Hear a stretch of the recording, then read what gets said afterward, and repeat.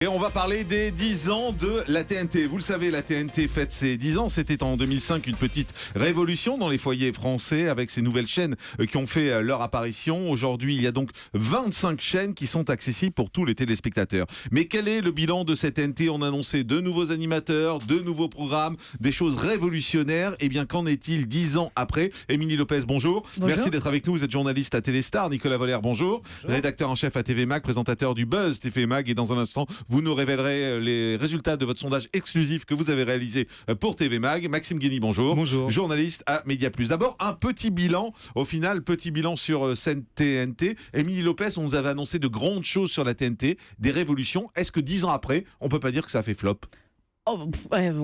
Flop, c'est quand même un gros mot. On a quelques petites choses qui se démarquent quand même sur la TNT, quelques programmes, quelques animateurs qui ont trouvé un second souffle. Je dirais pas flop, mais oui, c'est perfectible.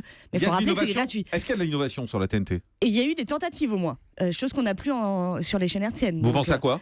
Bah moi, depuis hier, j'arrête pas de penser à Dilemme. J'adore votre vie. Dilemme. Vous avez une vie fabuleuse. Hein. Qu'est-ce que tu fais depuis hier? Moi, je pense à Dilemme. Tu t'en souviens encore?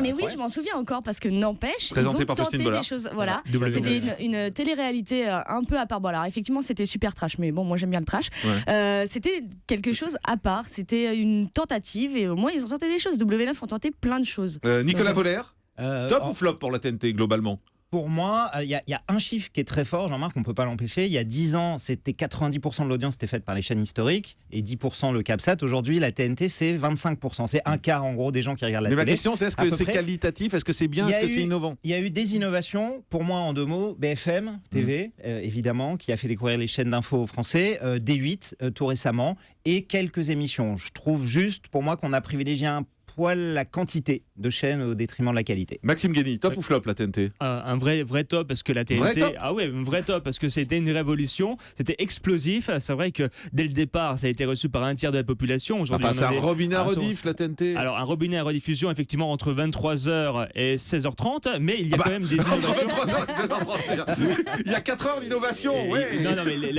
la vraie innovation, c'est qu'il y a eu des nouveaux acteurs, des acteurs émergents. Alors, au lancement de la TNT, il y a des acteurs qu'on connaissait un peu, TMC, LCP Assemblée Nationale, ou encore des chaînes comme iTélé, et des nouveaux acteurs comme Énergie 12, comme Direct 8, comme Gulli, qui ont changé les choses et surtout qui ont ouvert une offre tout à fait pérenne. Et aujourd'hui, il y a une professionnalisation de la TNT, une montée en gamme de la TNT. La vraie différence qui existe avec les aînés des chaînes historiques, c'est le budget qui est tout à fait différent. Alors, j'allais le dire, Nicolas Voller, est-ce que le problème, c'est pas l'argent? Est-ce Bien qu'au sûr que final, si. cette Si, TNT si. ne souffre pas d'un manque de moyens qui fait qu'elle ne peut pas innover? C'est le manque de moyens. La TNT a été lancée. Bon, pas de chance. Il y a aussi le contexte économique qui fait que c'est compliqué. Les chaînes sont pas trop disposées à investir dans leurs programmes parce que évidemment ça coûte de l'argent. La chute des recettes publicitaires qu'on constate partout, que ce soit en télévision, en radio, en presse écrite, depuis 6-7 ans, évidemment n'a pas aidé la TNT à se développer comme elle aurait dû le faire. Et il y a le contexte économique qui joue indéniablement. Alors, dans un instant, vous allez nous révéler le résultat de votre sondage plaisir. exclusif TV Mag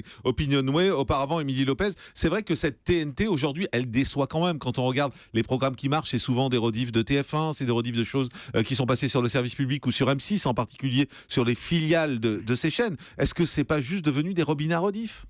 Si, bien sûr. Et, Entre des 23h et robinets aussi. 16h30, comme le dit Maxime Guény. Non, moi, je suis plus déçue de la TNT d'aujourd'hui que celle du départ. C'est vrai que, bon, je citais l'exemple de Dilemme. À l'époque, ils ont tenté les choses. Aujourd'hui, on tente de ramener des programmes qui ont marché avant. Même Je pense- Direct 8, souvenez-vous, à l'époque, Direct Mais bien 8, sûr. c'était des émissions directes 24h sur 24. Mais oui, et c'était c'était innovant. génial à regarder Bah oui. parce qu'on se disait, Là ah, aussi, va mais il n'y a plus forcément qu'un se passer des choses. animateur. C'est ça. Oui, il n'y a plus que Cyril Hanouna. Voilà, c'est un peu ça. Voilà, Pareil. enfin, de toute façon, c'est plus D8, c'est des Hanouna. Donc, c'est Hanouna. Hanouna 8, comme vous voulez. Et voilà. Et aujourd'hui, c'est vrai qu'ils cherchent plus à.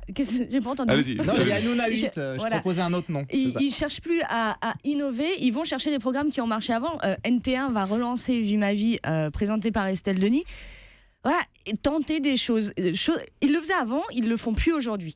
Surtout, ce qu'on voit, c'est que, comme le dit Émilie, on retente des programmes. On voit Julien Courbet revenir avec Le Maillon Faible, Apprendre ou à laisser. On retente Vie On ma a vie. tout eu. Et d'ailleurs, quand on regarde aujourd'hui le classement des plus grosses audiences de l'histoire de la TNT, en 10 ans, qu'est-ce qu'on a aux 3 premières places? Du sport. Ouais. Et comme les chaînes hertziennes, c'est-à-dire comme leur grande sœur, en fait, c'est la même chose qui Et au fait départ, au lancement de la TNT, les animateurs des chaînes historiques d'une certaine manière, snobait un peu ces nouvelles chaînes. Ils disaient, oh là là, c'est pas pour moi. Et je crois, même Jean-Marc, vous avez été un des premiers à croire à la TNT en vous Tout à lançant fait. sur Ce qui avait surpris tout le monde à l'époque. Et aujourd'hui, maintenant, il y a des passerelles, il y a du Jean-Pierre Foucault, il y a du Julien Courbet, il y a des animateurs qui ont fait leurs armes sur les chaînes historiques et aujourd'hui, ils sont sur la TNT. Il y en a ça qui veut n'ont pas dire le choix, voilà, il y en c'est a ce que qui j'allais choisissent. dire, il y en a le certains seul qui ont pas trop bémol, le choix. Attendez, pardon. le seul bémol est de savoir où est le laboratoire de création qu'on nous annonçait au départ. Bah, Avant- France 4, non Le Bah, truc que personne ne regarde. Ah oui, Mais que tout le monde aime. Mais c'est vrai qu'ils ont des bons retours qualitatifs en tout cas. Alors justement, je parle de France 4 et je suis critique, mais vous allez voir dans le sondage exclusif TV Mag Opinionway, les Français visiblement aiment bien France 4. Alors ça, c'est la surprise. Vous allez nous révéler, Nicolas Voller, le résultat de ce sondage exclusif que vous avez réalisé. On va commencer par les chaînes qui ont le plus apporté à la télévision depuis 10 ans. C'est la première question que vous avez posée. On va parler des 5 premières, commencer en sens inverse. Par la 5e, on va la jouer version suspense. Donc la 5e, pour faire du suspense, c'est W9, donc la chaîne du groupe M6, qui faisait partie de la toute première vague en mars 2005. Juste devant, 4e position, alors là c'est une grosse Vraie surprise, surprise. c'est RMC Découverte, qui cartonne en ce moment avec Top Gear, comme vous le savez. C'est une vraie découverte, mais parce que c'est dans les toutes nouvelles chaînes, celle qui est le plus innovante, Ouais. qui est la plus marquée en tout cas. Née en 2012, donc en plus née en c'est tout 2012, frais. donc Elle a elle 42 arrive tout ans. récente. Et Voilà. elle arrive déjà à la 4e position. Exactement. En 3e, votre chaîne culte, Jean-Marc, France 4. France 4, effectivement, qui est un laboratoire qui a des retours qualitatifs, Maxime en parlait, incroyables. Beaucoup de gens l'adorent. C'est la rareté de la TNT. C'est-à-dire tout le monde l'adore, mais personne ne la regarde. C'est le problème. En 2e, sans grosse surprise, D8, qui a beaucoup... Je pensais qu'elle allait arriver première quand même, Oui, honnêtement. mais on Et va- donc, vrai suspense sur la première. vrai suspense sur la première chaîne, qui est c'est BFM TV. Et qui est évidemment la chaîne d'info que les Français en grand nombre ont découvert. Évidemment, LCI existait depuis longtemps, mais si vous n'aviez pas le câble SAT et que vous ne payez pas un abonnement, vous ne pouviez pas la connaître. Et donc BFM TV est la chaîne la plus marquante. Je pense que tous les événements récents, notamment de 2015, ont beaucoup contribué dans ce sondage à la mettre à la première place. Il y a eu les attentats, il y a eu beaucoup il y a sa place beaucoup dans la d'actualités. numérotation aussi. Oui, Il y a la absolument. place Mais dans la ce qu'on numérotation. remarque, c'est que Ouais, mais iTélé, regardez, RMC Découverte qui est très loin et 4e. ouais. Donc, Et quand tu veux iTélé, des infos, iTélé est 7e. Quand tu vas des infos, bah, tu zappes, puis tu t'arrêtes sur la première qui arrive et voilà, Alors, et t'as ton info. on vous rappelle les résultats de ce classement TV Mag Opinionway, chaîne préférée BFM TV, suivi de D8, suivi de France 4, RMC Découverte et W9. On aura tous les détails sur votre site internet Énergie 12 TV n'est que Mag. 10e, Jean-Marc, je suis désolé. Je suis pas propriétaire d'Énergie 12. Les 5 animateurs préférés et qui symbolisent le mieux la TNT. On commence par le 5e également. On fait un décompte. Alors en 5e position, on trouve Laurence Ferrari, effectivement, qui est sur D8 et iTélé, sur les deux chaînes. Très belle réussite et très beau transfert et symbole du passage des chaînes hertziennes historiques à la TNT. En 4e, un petit peu dans le même genre, Carole Rousseau, qui est évidemment largement plus présente sur TMC maintenant que sur TF1.